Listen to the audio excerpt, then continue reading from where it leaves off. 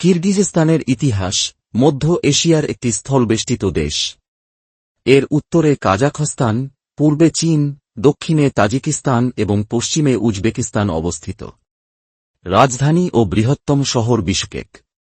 10ম শতাব্দীতে তারা মধ্য এশিয়ার তিয়ান শান পর্বতমালায় স্থানান্তরিত হয়।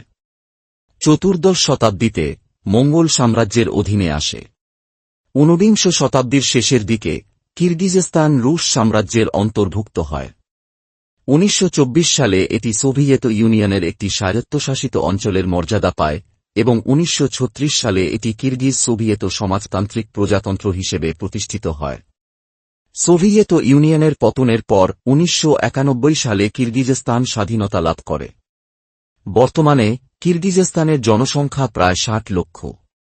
মুসলিম জনসংখ্যা 90%, প্রধানত সুন্নি ইসলাম অনুসরণ করে। অন্যদিকে রুশ অর্থোডক্স খ্রিস্টান প্রায় 8% এবং অন্যান্য ধর্মের অনুসারী 2%।